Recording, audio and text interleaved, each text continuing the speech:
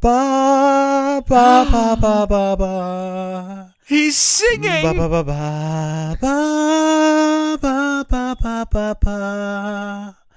Ba ba ba ba ba ba ba ba ba ba ba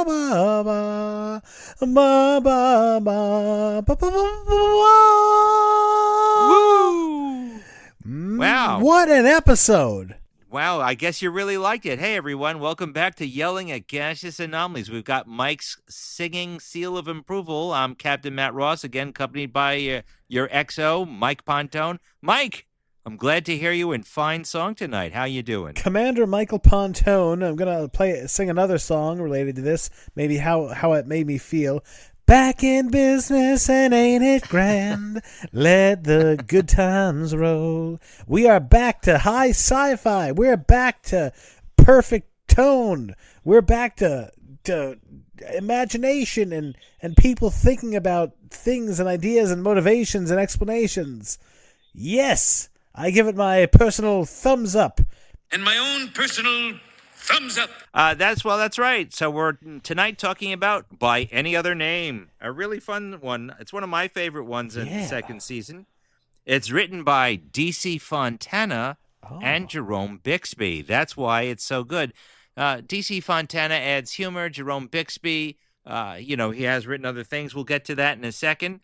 But obviously, it's a lot of fun. And we start off, first of all, with just a general question. By any other name, do you know what that refers to, do you? I did look it up, and I do see that it's kind of like an existential question posed by Shakespeare. You know, if there was a rose, the way how beautiful it looked and how beautiful it smelled, would it matter if it was by any other name? Like, that's true. But that being said, I guess there's a very deep metaphor going on, or connection to the episode where, like, these beings, even though they're completely alien, are taking the shape of a human, but their essence is not changed. Actually, I don't know why that title for this episode, Matt. Well, that's the reason why. That's the reason why for the title for this episode. But my first question to you is, how many other titles in the original series are referencing Shakespeare? Do you have an idea? We've seen a whole bunch. Well, I don't have them in front of me. The only thing that comes to mind is, of course, my beloved The Undiscovered Country, which is a line from Hamlet.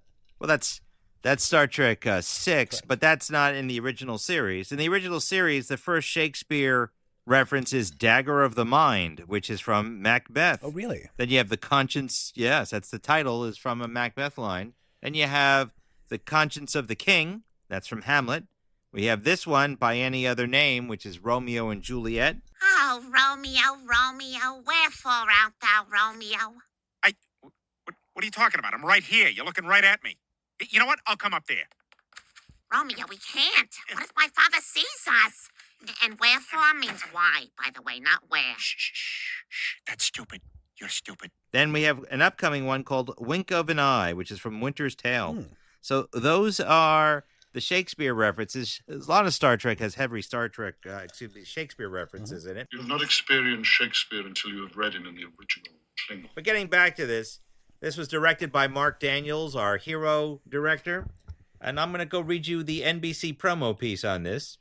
It says, Captain Kirk answers a distress call, which turns out to be a ruse by a superior race to capture the Enterprise and its crew in By Any Other Name.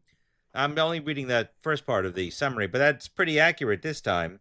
It really is. It's the theme of being human and dealing with weaknesses. And we open up on that planet. Now, if you're watching the enhanced version, you get like the extended skyline with like, you could see the CGI flowers and purple skies. But even on that soundstage where they land, I thought it looked alien enough. I did like that.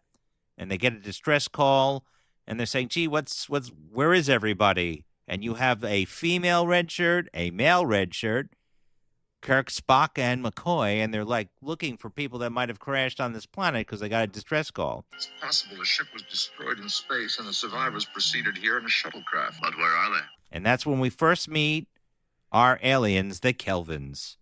What'd you think of those guys when they came on out of nowhere?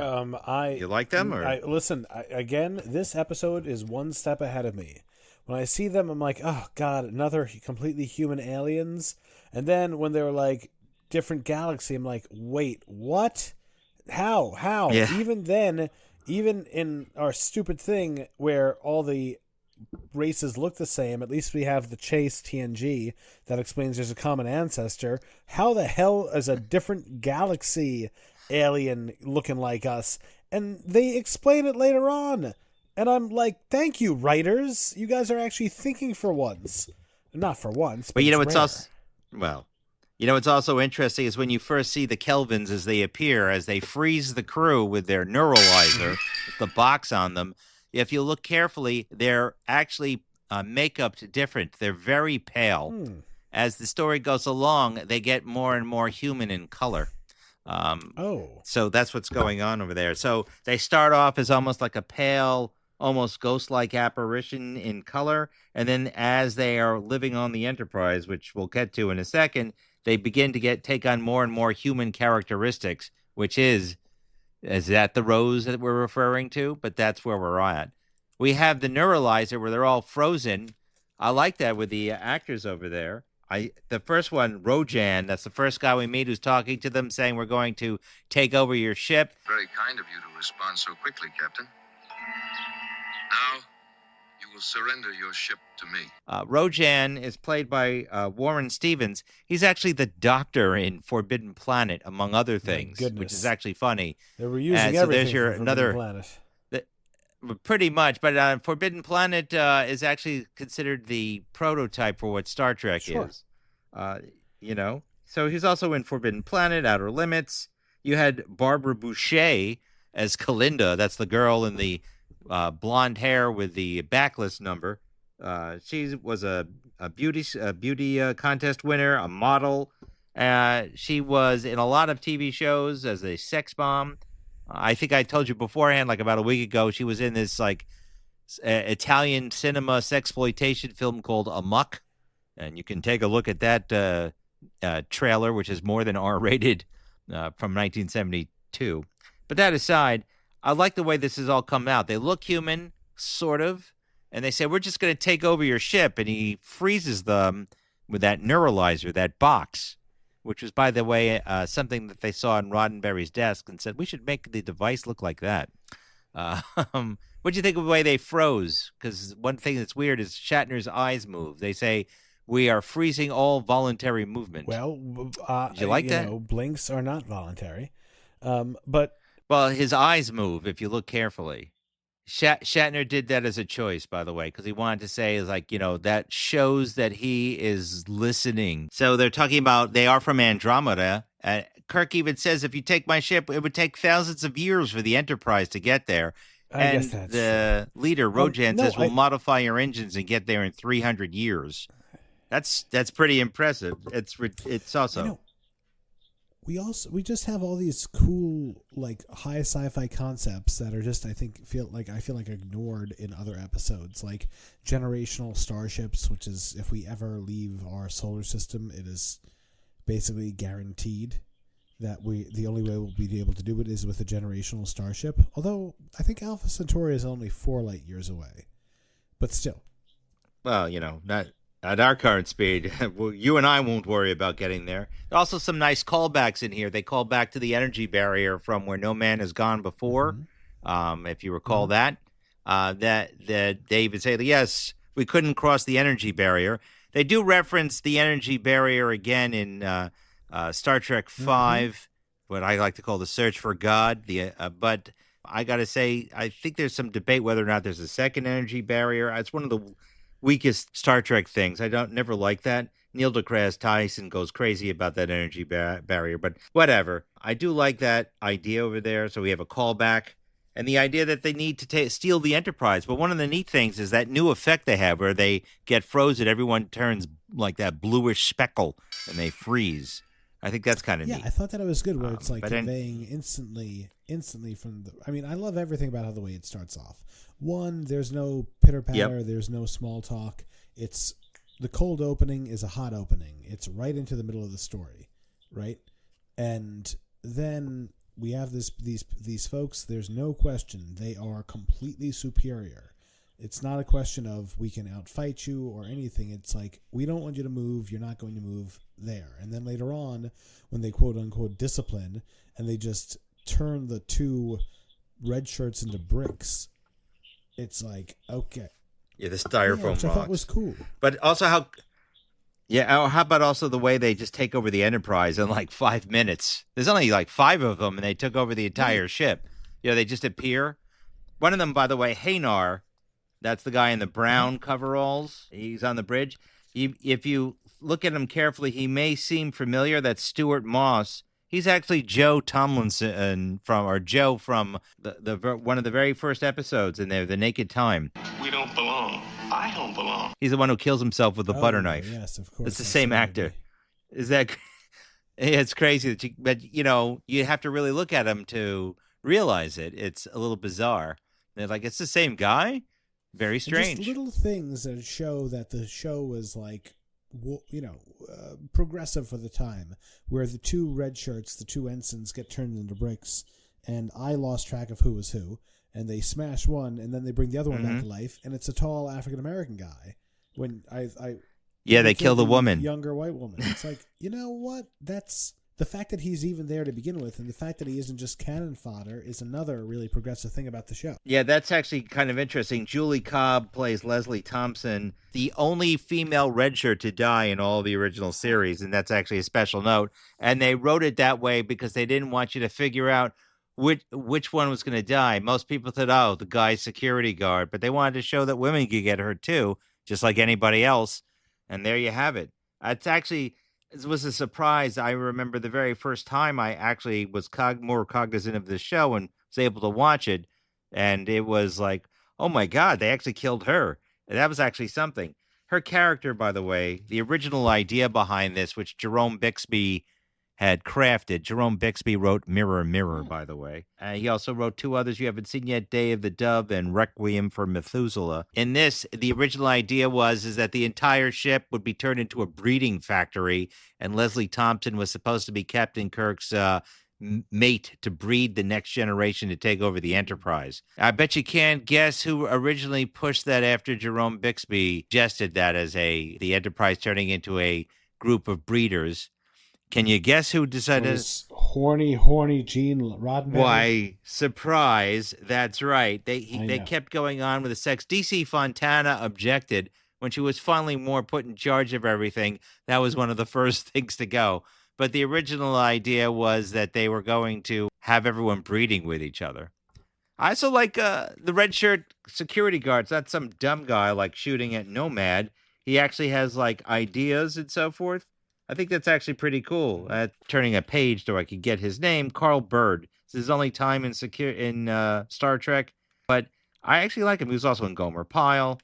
But I like the fact that, he came up with some ideas like, we could take him, Captain. It wasn't like, let's just go fight him, but he was listening in. However perfect they are, there don't seem to be very many of them. And he was thinking of a way to get that neuralizer box. I actually do like that. Which I thought was smart. Yep. Yeah, it's smart. It is. A smart progression of the plot. Yeah. So this took 6 rewrites by Jerome Bixby, 2 by Fontana. Okay, I could tell. I'll tell you why when you're ready. Oh, no, go ahead. Well, let me just say, and 1 with a notes page of by John Meredith Lucas. But why do you think he redid it 6 times? Well, not that why I think he redid it 6 times, but I could tell that it was a little chopped up because the first half of the episode is this cool high sci-fi concept, and it's talking about intergenerational starships and these huge, completely alien beings just kind of taking the form of humans. And then the tone does shift when they get to the Enterprise. Right. And it's like, okay, it's a little bit... It got 10% less serious, 10% more silly, in a fine way. In a way that I still liked, but there's a tonal shift. A different writer took over and changed the way that the episode was going to go. Now, if they were making plans on how to convert the Enterprise into a generational starship, and Captain Kirk was going to have to start making babies, they all were. I could see that being more of an extension, right? Like I could see that being more of an extension of the premise, right? In the first half, you know what I mean? Right, I do. Yes, I do. The idea also, by the way, that the aliens are only in human form, actually Gene Roddenberry in a television teleplay in 1956 wrote something very similar to it called the Secret Weapon of 117. You can actually find it on YouTube. So he came up with this idea in 1956. It just shows you that there's nothing new under the sun. People come up with similar ideas. What's funny about the Roddenberry original script with aliens sent to Earth to try and conquer it, but they kind of like living as humans, so they give up on their mission. It starred Ricardo Montalban. Oh, there we are. It's pretty funny. So it's a very small world of television, radio actors. They all work together. I find that really humorous. So, but Roddenberry wanted to put in a subplot of romance with all the officers and female members of the crew. There was more violence where the Kelvins actually space half the crew out of the hangar deck, and there was more violence and so forth. And NBC said, "Yeah, I don't know if that's actually going to work." And even the writers were saying it's getting a little dark. You want to show the crew of the Enterprise standing on the hangar deck and have them be decompressed into space. I don't know if that's going to be a great sale. I think it was a good choice not to do it. What would you think about that? Do you think it'd be kind of disturbing in that area? What part? Where they get all spaced. Half the crew gets spaced into the from the hangar deck. I'm glad they took that out. I think that'd be kind of gross. Don't you think? Yeah, that would be very different in the tone, because then it would make the aliens irredeemable. I mean, as they are, even though they kill that ensign, they don't seem sadistic. They don't seem... You know what? The way I got it, I looked at it as if we were coming across a colony of ants. It's just like, we're not... Sure, there are some psychopaths out there who would stomp on them just because.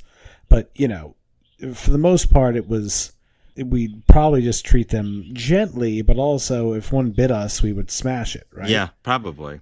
So that all to say is, I thought that they were acting very reasonably, and if they just doused put half the people out there, no good. Right. Well, they would be irredeemable, and it would not be a very fun show to watch for the rest of the time. No, in fact, that was one of the issues they were having. Is Roddenberry also realized the problem is saying, like, so wait a minute. The Enterprise officers are saying, and this is an exact quote, "I'd rather die than fuck in order to survive the trip." And that he was having a hard time writing the romance into it, even though he's a big proponent of the idea of having this thing where they would all be breeding and in order to make the next generation. Not a Star Trek Next Generation, per se, if you will. But that's kind of bizarre. One of the other things about this where I also noticed the chop, at the same time that they're rewriting this, these are the following things that they were working on at the same time. They were working on the following scripts: Mirror, Mirror, Cat's Paw, Metamorphosis, Friday's Child, Who Mourns for Adonias, Amok Time, The Doomsday Machine, Wolf in the Fold, The Changeling, The Apple, Obsessions, Gamesters of Triskelion, and Return to Tomorrow. Though Jerome Bixby and D.C. Fontana, Gene Kuhn, Gene Roddenberry, John Meredith Lucas, and the writers associated with them were all working on these scripts all at the same time. How crazy is that? That is something I would I'd start putting a witch walking through the scene by accident. Yeah, it's like, you mentioned last time that the Germans were saying take amphetamines. I wonder if that was going around the writer's room, because if they're writing on all those scripts... Oh, my God. Can you even imagine? No wonder they all burnt out after a while. I mean, TV being shot every 6 days, and then they're showing it again. It's got to be shot 6 days, filmed in the can, on TV within a week or two, or maybe shown a month later after it goes through the special effects that you could do at the time. It was really crazy. Well, they were all smoking cigarettes. They were all smoking grass at the end of the day. They were absolutely taking quote-unquote diet pills in the morning. No. Yes, obviously. And drinking. Don't forget that. It is part of the American... And of course, and booze. And no one was going to the gym. You know what I mean? Yeah. No one was getting in their steps or anything like that. I guess the flip side is that all these guys, they had wives and kids at home, but they didn't do anything to help them. Right. Yeah. They'd just be like, all right, yeah, okay. Your kid's asleep. How was the day? Okay, honey, I'm going to bed now. Well, now let's getting back to this with the Kelvins taking over everything. One of the things I like is, and what you were pointing out, is that Spock's trying to figure out. Kirk asks Spock to use the trick he used in a Mini R7. That's in A Taste of Armageddon, like to reach the Kelvin through the doorway with a Vulcan mind probe. On a Mini R7, you were able to trick the guard by a Vulcan mind probe. As I recall, Captain, I led him to believe we had escaped. I actually like that where he flips this back. This is cool. Like, yeah, so I don't remember that from A Taste of Armageddon, one of my favorites. So, like, that means that these writers, unlike the rest of them, actually went back and watched episodes. Were they fans of the show? Yeah, no, it's the original crew. It's D.C. Fontana and Gene Roddenberry and Gene Kuhn. In Taste of Armageddon, Spock actually reaches to the mind of the Armenian on the other side of the door when they are all captured to force him to come on in, to make him think there's something that he has to go in there for when they capture him. Here, Spock tries to do it to Kalinda. That's Barbara Boucher, the blonde, and he gets thrown to the ground from her psychic power, or because she is so alien to anything that we know. And at this point, we don't know that they're multi-tentacled creatures, in fact, but it's just such an alien force. But using that, they were able to trick Kalinda to come in, basically knock her out, and take her device. One of the other things is Spock notes that the bars that they're kept behind could not even be destroyed with their phasers on full. Similar to vibranium, but considerably more dense. I doubt even phaser fire could disturb its molecular structure. They could not destroy it. Yeah, I thought that was pretty sweet. Pretty dense metal. So it makes you also wonder how strong is the energy barrier if the ship that went through it couldn't survive it, and how strong is that energy barrier? It's kind of bizarre. But anyway, when they get turned into cubes because for punishment for Kirk stealing the neuralizer to try and escape, that was actually kind of scary, seeing those cubes. That's like the distillation of human shape. You can actually, if you really want, Mike, you want to get a Star Trek original series cube, you can put a bid on it for $36,000 if you're interested. Oh my God. Yeah, well, people buy it. What is it made out of? It's made out of styrofoam. That's literally what it is. Oh boy. Yeah, well, you don't want it. But if you want it, it's actually, it's $69,375 if you're really interested at Heritage Auctions.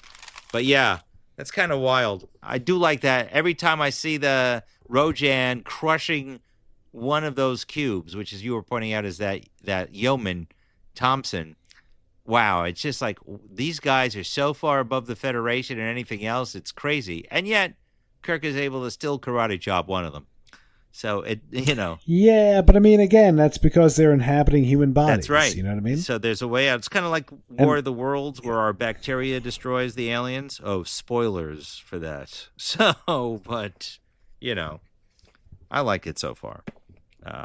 They have an idea to get to the ship where they're going to have Spock pretend he's sick.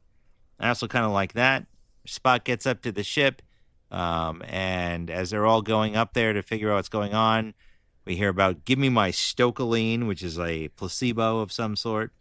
But they get up there and they're on their way to go to the Andromeda galaxy at warp 14, if not faster. Wow. It's kind of neat. They're going to be all salamanders by the time we get there. Yeah, I still like it. I actually have it on right now in the background. I can't stress this enough. Looking at the colors of the Kelvins as they are standing on the planet, it really is this very pale white pan makeup. It's really odd to look at. And once the second they get on the Enterprise, they start getting the normal reddish pallor of like blood beating through their skin and so forth. It's kind of neat. But there we go. Well, here we are. We're flying through the galaxy. I think one of the weirdest parts was when they begin to basically turn the ship into the cubes, the people into cubes. There's one like kind of weird blooper. I don't know if you've noticed it. It's like I did not. Rojan says, "Well, Drea can fly the ship, so let's get rid of Chekhov." For some reason, it looks it looks like the bridge controls are facing a different direction. I think that's kind of weird if you look carefully. I missed that. I got to go back and check. Yeah, it's like they moved the bridge set, I guess, to accommodate the cameras and so forth. But that's basically it. As they're leaving the galaxy, their plan to say, well, you know what we should do if we hit the energy barrier?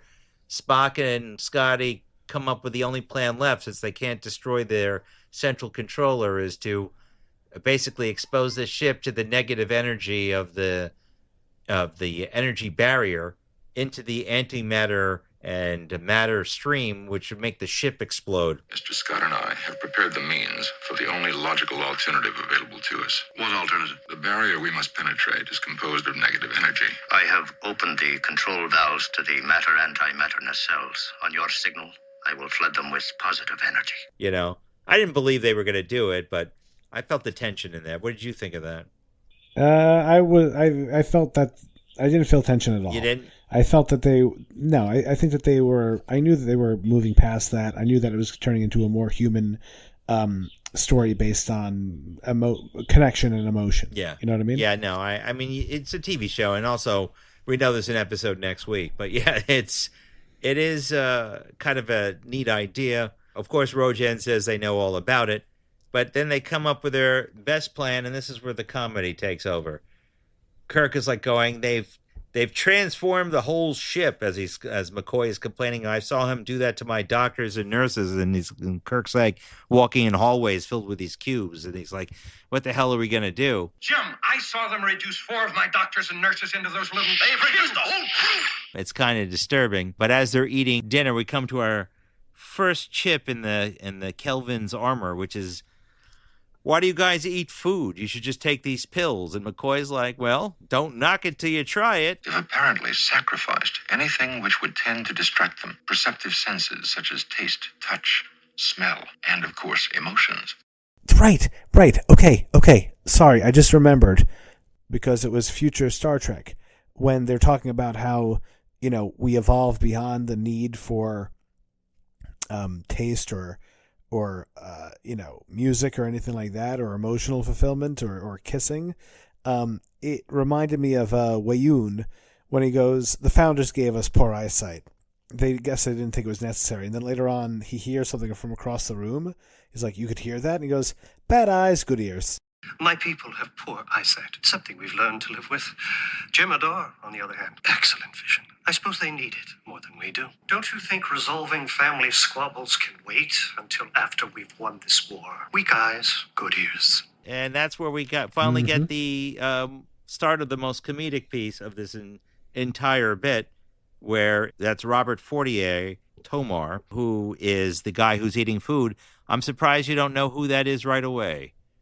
He's one of the aliens from Demon with a Glass Hand. What do you think about that? I never actually watched Demon with a Glass Hand. You're talking about I know. We're talking about the famous Harlan Ellison written Outer Limits episode, which was one of 2 episodes that was obviously the inspiration for Terminator, which James Cameron even admitted. Well, so, sort of. Yes. There was a big lawsuit about it. No, he didn't. Yeah. And Harlan Ellison won. Yes, Harlan Ellison won. Harlan Ellison was a dogged pursuer of his rights. Some would call him a dick, but he was. Maybe he was. Yeah, but he was. He was right. It's exactly. Is someone a dick when they're always right? Am I a dick all the time, Mike? So anyway. Oh boy, Captain. I'm never going to call you a dick to your face. Are you kidding me? I'm sure you don't already. Nay, never. I respect my captain. Oh, I respect my XL. I got to tell you something. DeForest Research was looking at the traveling to the Andromeda Galaxy because, Gene Roddenberry insisted on scientific accuracy. And DeForest Research pointed out at warp 14, which is 8,192 times the speed of light, it would take them 280 years, and they would go past their destination by like a clear 2,200,000 light years. So they wouldn't have had to go as fast as they were going. I think it's funny they actually sat down and they tried to mathematically compute it. Also, Isaac Asimov, another science fiction writer, also hated that energy barrier. So there you go. That was a little tiny bit over there. But getting back to where we are, Robert Fortier, and I'd still recommend you watch Demon with a Glass Hand, the Outer Limits episode. It's on YouTube. He's eating. Oh yeah, no, I'd love to. Yeah, just do it. It's free-ish. So, but it's on YouTube. Gratis. Yeah, sure. Yes. But as he's going like, oh, that's quite good. So they're trying to. Kirk comes up with the idea. You think, because they're in human bodies, that maybe they can be controlled by their human frailties. If they all respond to stimulation of the senses, then maybe we can distract them. And Scotty says, I have a great way to do it. And he goes, lad, is there something like, I bet you need something to wash that down. You ever heard of Saurian brandy? So we got that angle. Scotty's going to try and get one of the aliens drunk to get a neuralizer. Kirk got and that guy would be fucking dead. He does no alcohol tolerance. He's never drank before.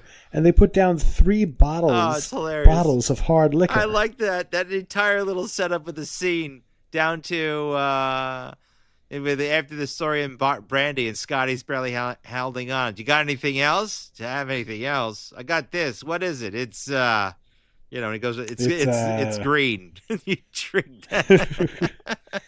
Found this in Gunner room. Gunner mirror. What is it? Well, it's green. God, that guy was a good actor, man. Yeah, he sure was. And just the last scene with him getting drunk. And what's really funny about all this time where Scotty's drinking Tomar or under the table is that Kirk is trying to seduce Kalinda. Spock is just trying to egg on Rojan. And McCoy is injecting drugs into Hanar, which I find hilarious to make him wired and go crazy. But one of the lines Kirk says is like, I don't know if this is even working. Are we getting through them? And has anyone seen Scotty? I haven't seen him for hours. And all it is he's drinking in his quarters. It makes you wonder. Listen, hardcore. Everyone is doing their own thing. Yeah. They're serving they're playing to their strengths. And I even like how it's subtle, where it's like, okay, Scotty is doing this base thing with the booze, and Kirk is doing this base seduction, and Spock is doing his own seduction of emotion, and because Spock knows how it is to be tempted by emotion, right? To have huge emotions and to say no to them. So he knows that the way to connect with this guy is to get to know him as a person and nudge him in the direction that he wants him to go, not push him. Exactly. And of course, our doctor uses drugs. Mr. Bedside Manner Bones McCoy giving Hanar more and more, like, I guess he's got giving him compounds to make him more and more hyper, which I find hilarious. It's interesting the way they try and figure out how to defeat the aliens is to introduce them all to human emotion, or you could say or sapient emotions in every way. It's exactly right. And that's where it makes the Kelvins lose it. Thing that I find fascinating also, though, is that even Rojan begins to adopt Captain's mannerisms, too. Like he's sitting on the bridge as Spock is there saying, I'm here to adjust the controls. He actually walks over almost in the same mannerism as Captain Kirk for advice from Spock. I found that quite funny. So I'm like, where's Captain Kirk? Oh, he's in the rec room with Kalinda. Oh, he is he? So that's actually kind of cool. The thing with the drugs that McCoy giving Hanar, I actually like the one line in there. It goes like this. Well, we're going to keep giving you this and see how we're doing. And the line is like, I don't know why you have to refer to yourself in the plural. I also like that. I think you better stay on him for a few days, and then we'll see how you respond. I see no reason for you to refer to yourself in the plural. It's kind of cute. That's a clever writing. Very. I wouldn't say you find that. And I do. No, I was just gonna say that was kind of fun, but that was pretty much about it. Eventually, they get to them. Although Scotty was kind of useless because he's passed out drunk. Kirk, through his method of apologizing, which is kissing, and I gotta say this again. Kirk is not as much as a horn dog as everyone lets him on to be, and that all comes from J.J. Abrams. He's using this as an attempt to win back his ship and crew. He's not interested in Kalinda. I mean, I will tell you, though, this in real life, Barbara Boucher did go on several dates with William Shatner after this episode, so. Well, she was quite the stunner, my goodness. Yeah, she sure is. There are so many attractive women in this show. Yeah. And she's right up there. Yeah. Right up there in the top 5%, I dare say. Oh, yeah.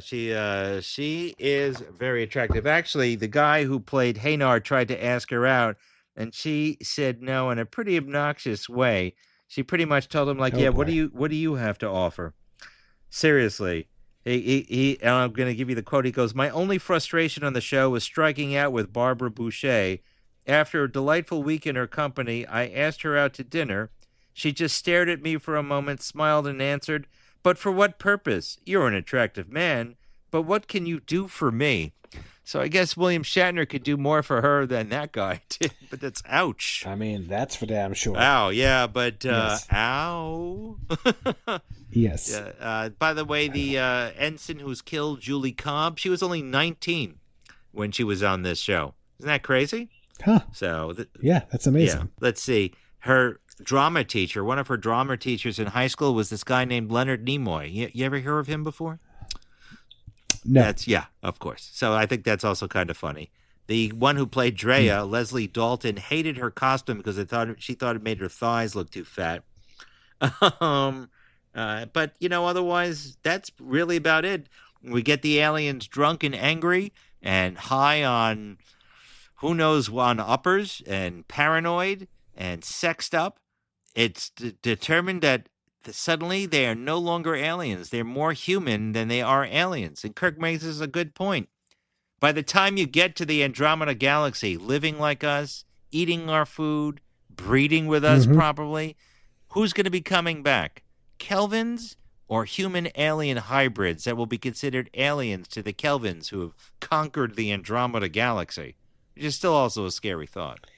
And that... Well, also, I mean, that leads us into the ending, but obviously it was one of the first things, I guess maybe the only kind of slight writing hole is the galaxy is pretty big. When you say, I'm going to conquer the galaxy, that's like an ant saying that I'm going to conquer this desert.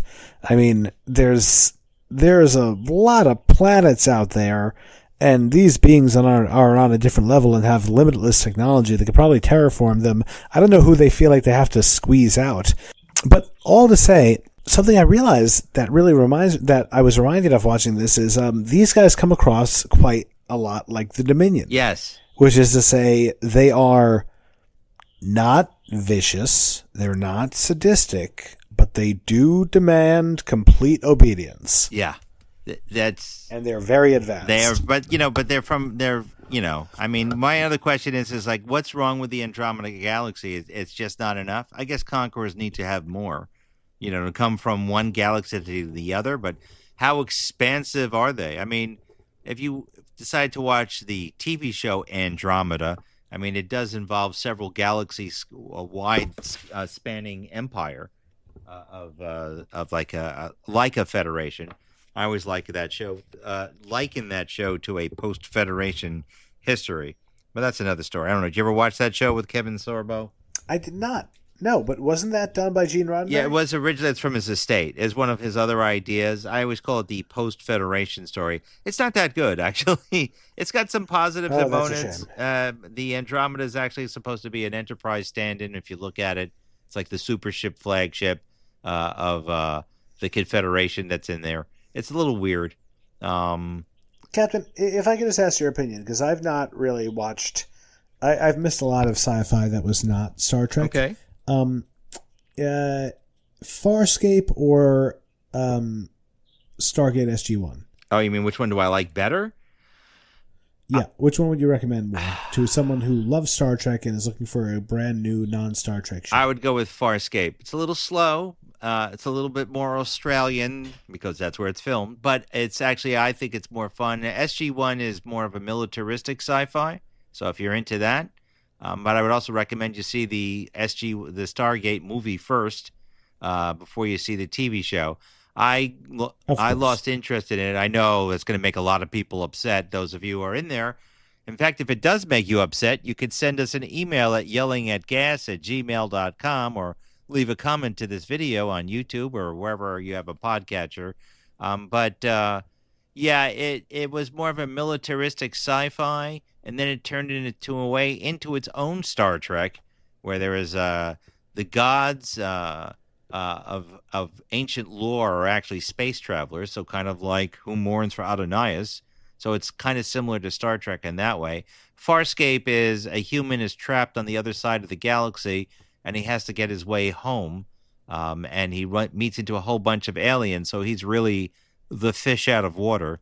And it is actually very well done because there are a lot more alien shapes. There's not as many human form shapes. There are that, too, for references, but I think Farscape is a little bit more interesting than SG-1 at times. So there, I recommend that. I would tell you to watch both of them, but there you go. So getting back into the story, I think that's pretty much there's really not much else here.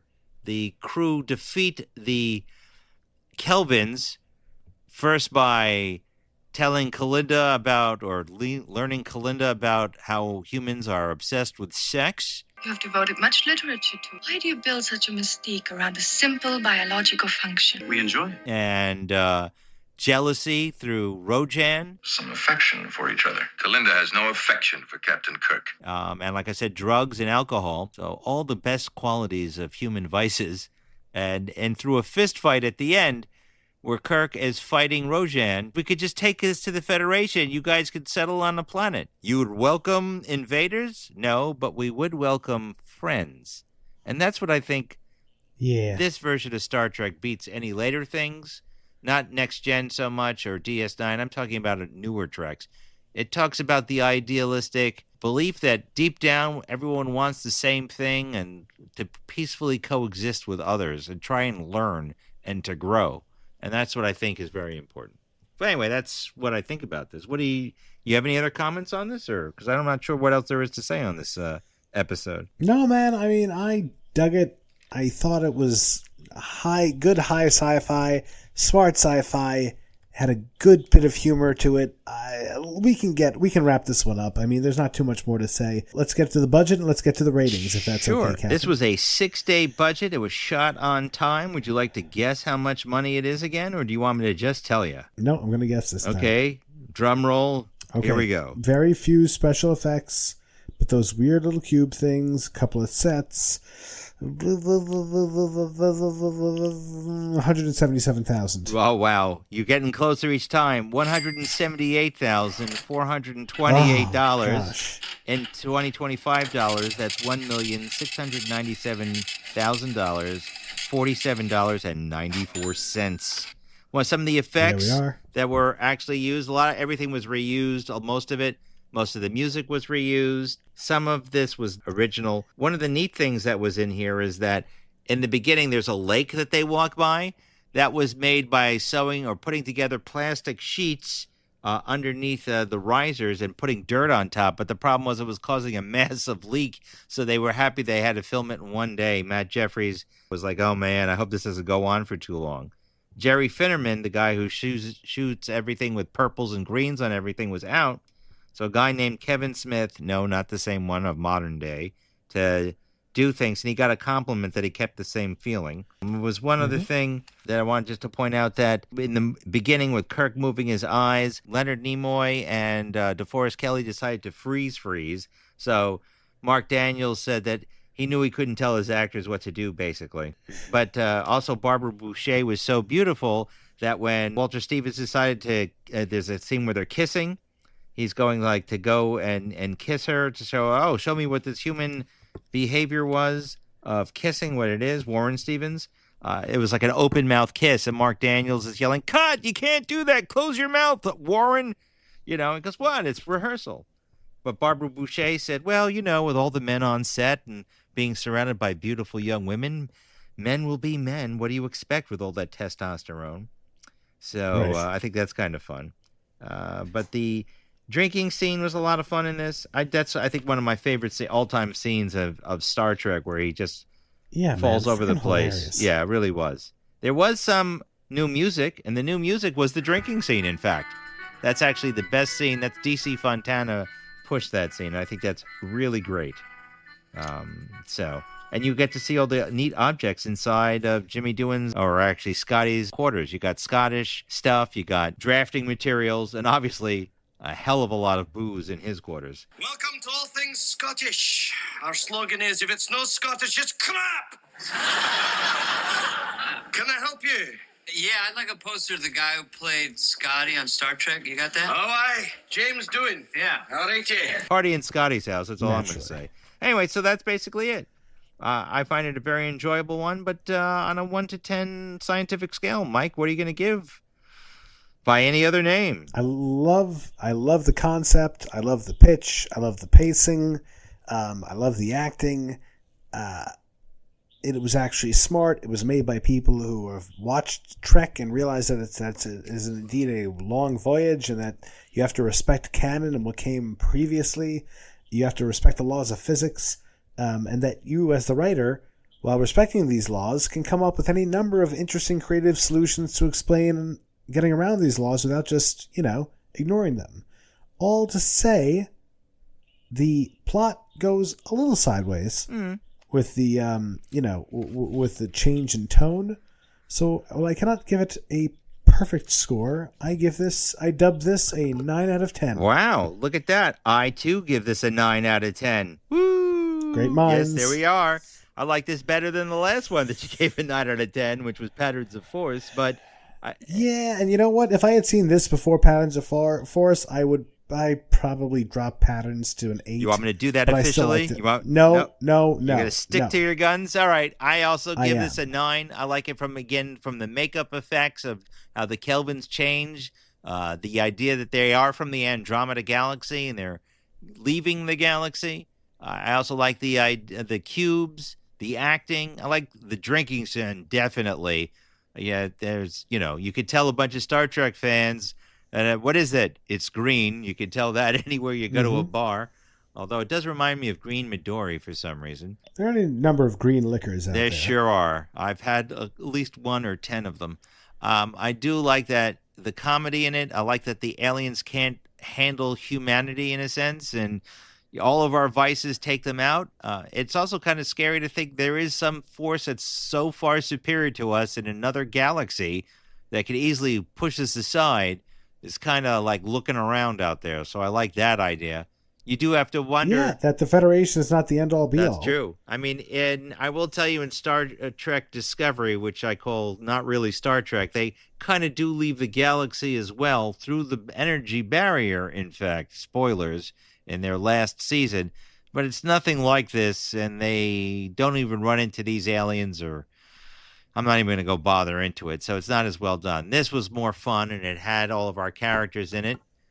I like Kirk as the kissing, so that's why I'm giving it a 9 out of 10. I think it's a good time. Now, quick question. Sure. Do the Kelvins ever come back? No, they are never heard from again. So unless, of course, there's some apocrypha out there, or maybe they're mentioned in a book or a comic book. So if one of our fans, again, could email us at yellingatgas@gmail.com, or leave a comment in our comment section on YouTube, or reach out to us at any of our podcatchers or wherever good pods are found. That's where you'll find us. So remember, don't forget to like, share, and subscribe, and hit that bell notification. And here we are. Don't forget also to buy a T-shirt at our TeePublic shirt store. And that's the end of this episode, Mike.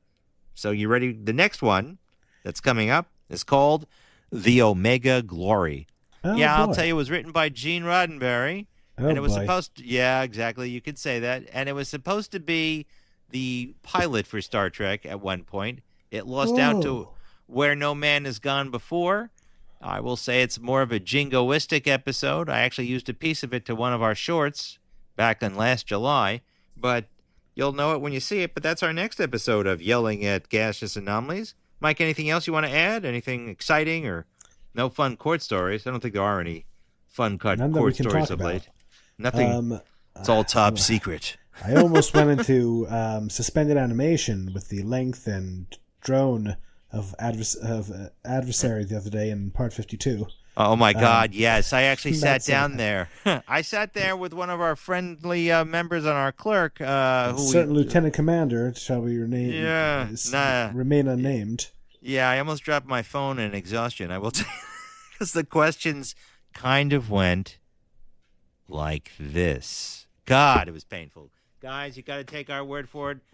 Litigation is not what you see on TV, and definitely not what you see in Star Trek. I'll tell you that much. But anyway, that's everything, Mike. So I appreciate you doing another fine episode with me. Thank you, XO, and thank you to all of our listeners out there. So I guess we'll see you there. All right, so Thank you very everyone, much. thank you. Listen, everyone, live long and prosper, and we'll see you out there.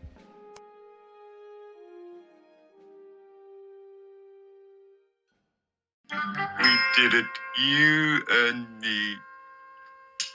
Put him right under the table.